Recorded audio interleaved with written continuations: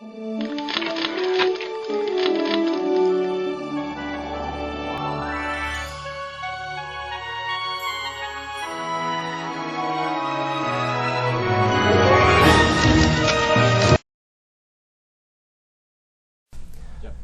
the Ashley Madison attack, it's received a lot of attention. It was an attack on a private firm. It wasn't even an American firm. It's Canadian owned. The parent company is called Avid Life Media, who operates all kinds of other sites, dating sites and so on. So why is it of interest to federal agencies? Well, apparently many of the email addresses that were used in the database are government addresses or military addresses. Now, these numbers and these allegations may not be true. We don't know for sure exactly how many, or even if they are true. And just because someone's name is in there does not necessarily mean that they were having an affair. Not a good indication, but it doesn't prove anything in terms of malfeasance or adultery. So it's an interesting and complicated situation, much of it not necessarily directly related to cybersecurity, but I would say the overriding response in my mind is, oh, what a tangled web we weave when first we practice to deceive. First of all, the entire website is based on deceit. Spouses deceiving their partners. Then it turns out that Ashley Madison itself was deceiving their customers. Their business was predicated on the notion first that they would not divulge your secrets, that they would keep them encrypted and secure, which clearly they did not do.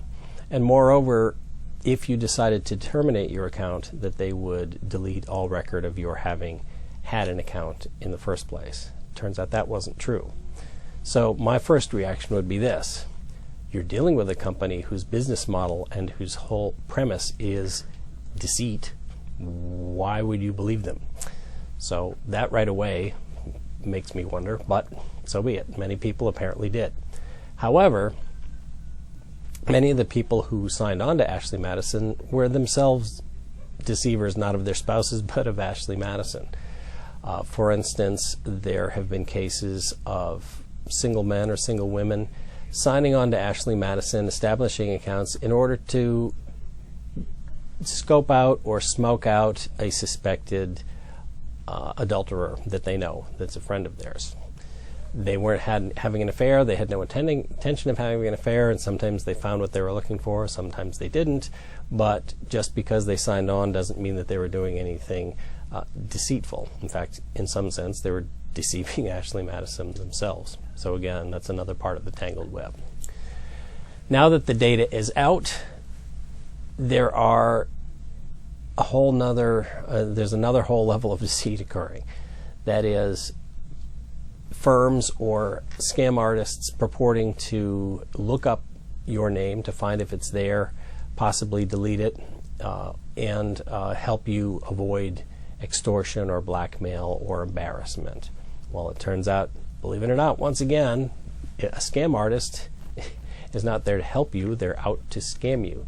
So many of these scam artists, rather than, once they have your email, once they have from you some sort of indication that you're concerned that your name might be in there, will indeed look it up, but will also extort money from you or attempt to extort money from you for simply having expressed your concern or worry that your name might be in there. So another dimension of the tangled web, so to speak. No pun intended on World Wide Web. So just because a name is in there doesn't mean that you had an affair, but it's not a good indication. There are reportedly a lot of .mil and .gov addresses in there, but Ashley Madison, again, did not send out confirmation emails. So just because your name is in there doesn't mean you ever put it in there. Someone might have been angry at you, been upset with you for some reason, or simply wanted to not use their own email to set up their account, so they used yours instead, or someone else's. Now, having said all this, I'm sure that there is a substantial portion of the email addresses in there that did belong to the people that put them in there and that were used to carry out adultery. Now we get into also the actors who carried out the attack. Many hackers are out simply for money and don't care whom they hurt in order to get it. The Ashley Madison case was a little bit different. They weren't necessarily seeking money. In fact, I don't think they were seeking money at all. They were just angry and upset at the whole premise of the Ashley Madison website, which does, after all, base its whole business model on violating one of the 10 commandments, thou shalt not commit adultery. This is indeed wrong for most people, and it's hard to argue that fighting against it is a bad thing. On the other hand, is it really their role? This is a vigilante effort. Are the means that they used good? There have been reports, unsubstantiated, that some people whose names were in the database, having found out that their names were there and would be exposed if committed suicide. Again, I stress it's unsubstantiated.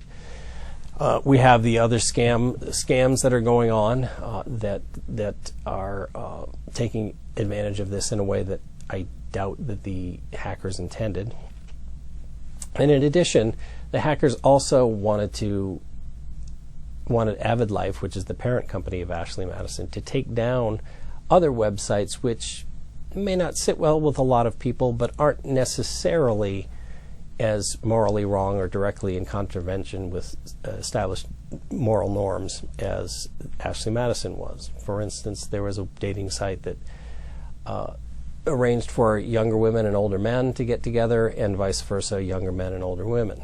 Now, there isn't a biblical commandment saying thou shalt not commit adultery, but to my knowledge, there's no such biblical commandment that says thou shalt not date 20 years your junior or 20 years your senior.